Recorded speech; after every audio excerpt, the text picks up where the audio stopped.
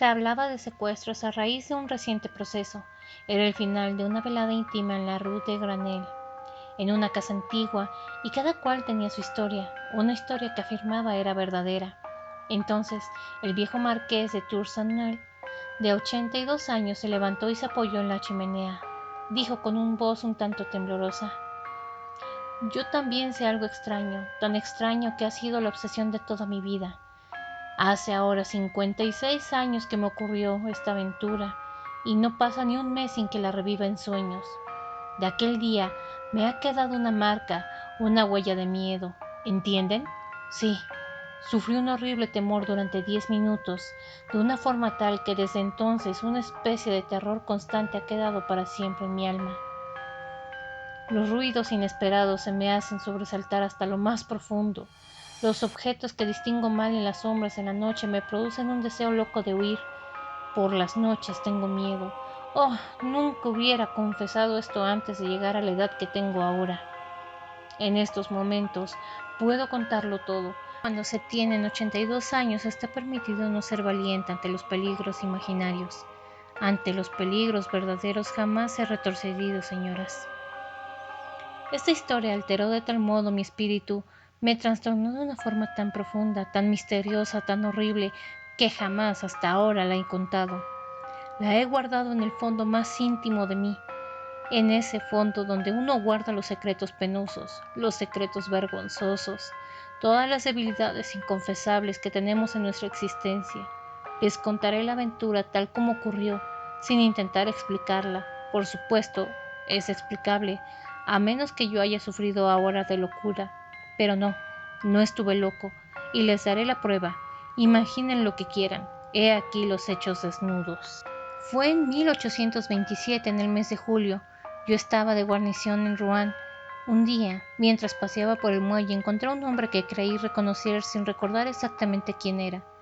Hice instintivamente un movimiento para detenerme.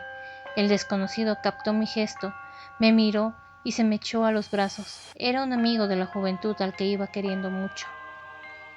Hacía 5 años que no lo veía, y desde entonces parecía haber envejecido en medio siglo. Tenía el pelo completamente blanco y caminaba encorvado, como agotado. Comprendió mi sorpresa y me contó su vida. Una terrible desgracia lo había destrozado. Se había enamorado locamente de una joven y se había casado con ella en una especie de éxtasis de felicidad. Tras un año de una felicidad sobrehumana y de una pasión inagotada, ella había muerto repentinamente de una enfermedad cardíaca, muerta por su propio amor sin duda. Él había abandonado su casa de campo el mismo día del entierro y había acudido a vivir a una casa en Rouen. Ahora, ahí estaba solitario y desesperado, carcomido por el dolor, tan miserable que solo pensaba en el suicidio. «Puesto que te he encontrado de este modo», me dijo, «me atrevo a pedirte que me hagas un gran servicio. Ir a buscar a mi casa de campo, al secretario de mi habitación, de nuestra habitación, unos papeles que necesito urgentemente. No puedo encargarle esta misión a un subalterno o a un empleado que es precisamente impenetrable de discreción y un silencio absoluto. En cuanto a mí, por nada del mundo volvería a entrar a aquella casa. Te daré la llave de esa habitación que yo mismo cerré al irme y la llave de mi secretario. Además, le entregarás una nota mía a mi jardinero que te abrirá la casa. Pero ven a desayunar conmigo mañana y hablaremos de todo eso». Le prometí hacerle aquel sencillo servicio. No era más que un paseo para mí. Su casa de campo se hallaba a unos 5 leguas de Rouen. No era más que una hora a caballo. A las 10 de la mañana siguiente estaba en su casa. Desayunamos juntos. Me pidió que lo disculpara. El pensamiento de la visita que iba a efectuar yo en aquella habitación donde yacía su felicidad lo trastornaba, me dijo. Me pareció, en efecto, singularmente agitado, preocupado, como si en su alma se hubiera librado un misterioso combate. Finalmente me explicó con exactitud lo que tenía que hacer. Era realmente sencillo. Debía tomar 2 paquetes de cartas y un fajo de papeles cerrados en el primer cajón de la derecha del mueble al que tenía la llave, y añadió: «No necesito suplicarte que no los mires». Me sentí casi herido por aquellas palabras, y se lo dije un tanto vivamente. Entonces balbuceó: perdóname, sufro demasiado. Y se echó a llorar. Me marché 1 hora más tarde para cumplir mi misión. Hacía un tiempo radiante y avancé a un trote largo por los prados, escuchando el canto de las alondras y el rítmico sonido de mi sable contra mi bota. Luego, encontré en el bosque y puse mi caballo al paso. Las ramas de los árboles me acariciaban el rostro y a veces atrapaba una hoja con los dientes y la masticaba ávidamente, en una de estas alegrías de vivir que no se llenan, no se sabe por qué, de una felicidad tumultuosa y como inalcanzable, una especie de embriaguez de fuerza. Al acercarme a la casa busqué en el bolsillo la carta que llevaba para el jardinero y me di cuenta con sorpresa de que estaba lacrada. Aquello me irritó de tal modo que estuve a punto de volver sobre mis pasos sin cumplir mi encargo. Luego, pensé que con mal aquello mostraría una sensibilidad de mal gusto. Mi amigo había podido cerrar la carta sin darse cuenta de ello, turbado como estaba. La casa parecía llevar 20 años abandonada, la barrera abierta y podrida. Se mantenía en pie, nadie sabía cómo. La hierba llenaba los caminos, no se distinguían los arriates del césped. Al ruido que hice golpeando con el pie un postigo, el viejo salió por la puerta lateral y pareció estupefacto al verme. Salté al suelo y le entregué la carta. La leyó, volvió a leerla, le dio la vuelta, me estudió de arriba abajo, se metió el papel al bolsillo y dijo: ¿Y bien? ¿Qué es lo que desea? Respondí bruscamente: Usted debería de saberlo, ya que ha recibido dentro de ese sobre las órdenes de su amo. Quiero entrar a la casa. Pareció aterrado y declaró: ¿Entonces piensa entrar en su habitación? Empecé a impacientarme. Por Dios, ¿acaso tiene usted intención de interrogarme? Él balbuceó: No, no, señor, pero es que no se ha abierto desde, desde la muerte. Si quiere esperarme 5 minutos, iré a ver si... Lo interrumpí en colérico. Ah, vamos, ¿se está burlando de mí? Usted no puede entrar porque aquí está la llave. No supo qué decir. Entonces, señor, le indicaré el camino. Señáleme la escalera y déjeme solo. Sabré encontrarla sin usted. Pero, señor, sin embargo, esta vez me irrité realmente. Está bien, cállese, ¿quiere? O se las verá conmigo. Lo aparté violentamente y entré a la casa. Atravesé primero la cocina, luego 2 pequeñas habitaciones que ocupaba aquel hombre con su mujer. Franqueé un gran vestíbulo, subí la escalera y reconocí la puerta indicada por mi amigo. La abrí sin problema y entré. El apartamento estaba tan a obscuras que al principio no distinguí nada. Me detuve impresionado por aquel olor mohoso y húmedo de las habitaciones vacías y cerradas, las habitaciones muertas. Luego, poco a poco mis ojos se acostumbraron a la oscuridad y vi claramente una gran pieza en desorden, con una cama sin sábanas, pero con sus colchones y sus almohadas, de las que se mostraba la profunda huella de un codo o de una cabeza, como si alguien acabara de apoyarse en ella. Las sillas aparecían en desorden. Observé que una puerta, sin duda la de un armario, estaba entreabierta.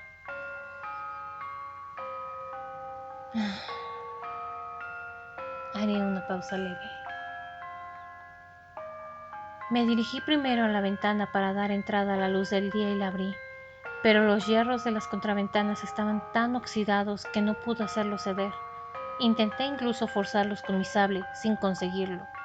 Irritado ante aquellos esfuerzos inútiles, y puesto que mis ojos habían acostumbrado al final perfectamente a las sombras, renuncié a la esperanza de conseguir más luz y me dirigí al secreter.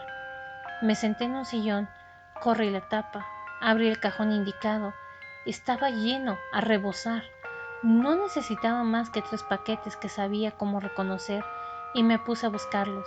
Intentaba descifrar con los ojos muy abiertos lo escrito en los distintos fajos, cuando creí escuchar, o más bien sentir, un roce a mis espaldas. No le presté atención, pensando que una corriente de aire había agitado alguna tela, pero, al cabo de un minuto, otro movimiento casi indistinto hizo que un pequeño estremecimiento desagradable recorriera mi piel. Todo aquello era tan estúpido que ni siquiera quise volverme, por pudor hacia mí mismo.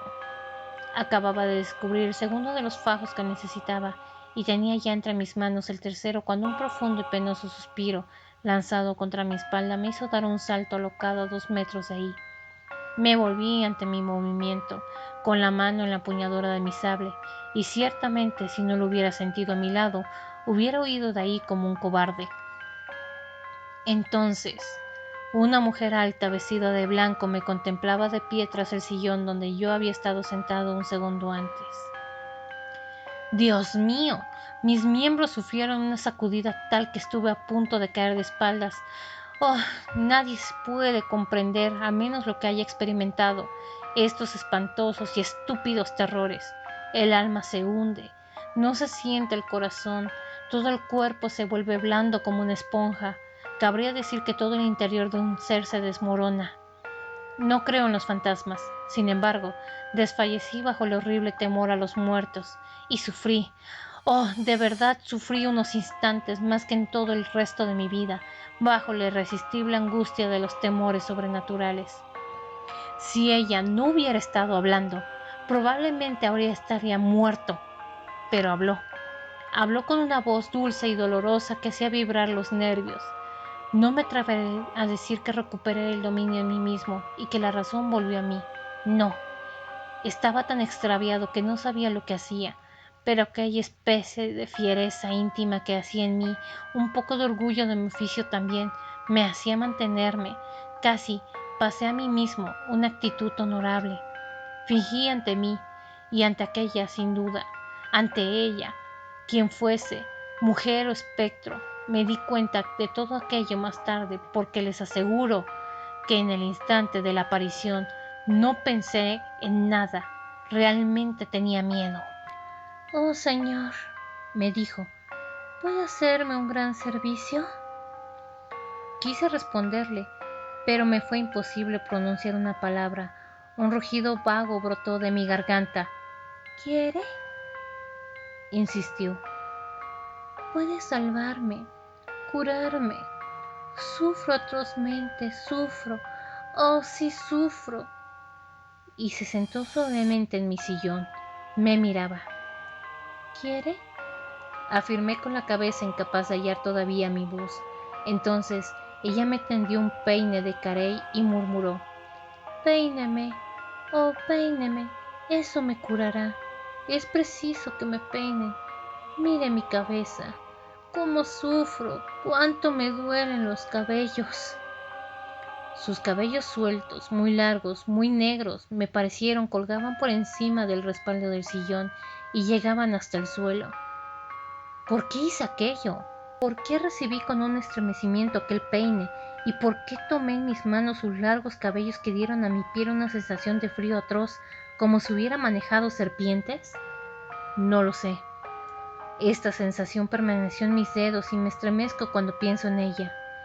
La peiné, manejé no sé cómo aquella cabellera de hielo, la retorcí, la anudé y la desnudé, la trencé como si se trenza la crin de un caballo. Ella suspiraba, inclinaba la cabeza, parecía feliz. De pronto me dijo: «Gracias». Me arrancó el peine de las manos y huyó por la puerta que había observado que estaba entreabierta. Ya solo, sufrí durante unos segundos ese trastorno de desconcierto que se produce al despertar después de una pesadilla. Luego, recuperé finalmente los sentidos, corrí a la ventana y rompí las contraventanas con un furioso golpe. Entró un chorro de luz diurna, corrí hacia la puerta por donde ella se había ido. La hallé cerrada e implacable. Entonces me invadió una fiebre de huida, un pánico, un verdadero pánico de las batallas. Cogí bruscamente los 3 paquetes de cartas del abierto secreter, atravesé corriendo el apartamento, salté peldaños de las escaleras de 4 en 4, me hallé fuera no sé por dónde, y al ver a mi caballo a 10 pasos de mí, lo monté de un salto y partí al galope.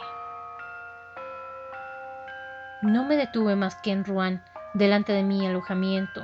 Tras arrojar la brida a mi ordenanza, me refugié en mi habitación, donde me encerré para reflexionar. Entonces, durante una hora me pregunté ansiosamente si no habría sido un juguete de una alucinación. Ciertamente, había sufrido una de aquellas incomprensibles sacudidas nerviosas, uno de aquellos trastornos del cerebro que dan nacimiento a los milagros o a los que deben ser su poder sobrenatural. E iba ya a creer en una visión, En un error de mis sentidos, cuando me acerqué a la ventana, mis ojos por azar descendieron sobre mi pecho. La chaqueta de mi uniforme estaba llena de largos cabellos femeninos que se habían enredado en los botones. Lo cogí uno por uno y los arrojé fuera de la ventana con un temblor en los dedos. Luego llamé a mi ordenanza. Me sentía demasiado emocionado, demasiado trastornado para ir aquel mismo día a casa de mi amigo. Además, deseaba reflexionar a fondo lo que había de decirle. Le hice llevar las cartas, las cuales extendió un recibo al soldado. Se informó sobre mí. El soldado le dijo que no me encontraba bien, que había sufrido una ligera insolación, no sé qué. Pareció inquieto. Fui a su casa la mañana siguiente, poco después del amanecer, dispuesto a contarle la verdad. Había salido un día anterior por la noche y no había vuelto. Volví aquel mismo día y no había vuelto. Guardé una semana, no reapareció. Entonces previne a la justicia. Se le hizo buscar por todas partes sin descubrir la más mínima huella de su paso o de su destino. Se efectuó una visita minuciosa a la casa de campo abandonada. No se descubrió nada sospechoso ahí.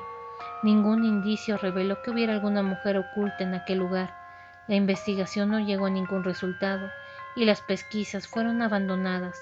Y tras 56 años no he conseguido averiguar nada. No sé nada más.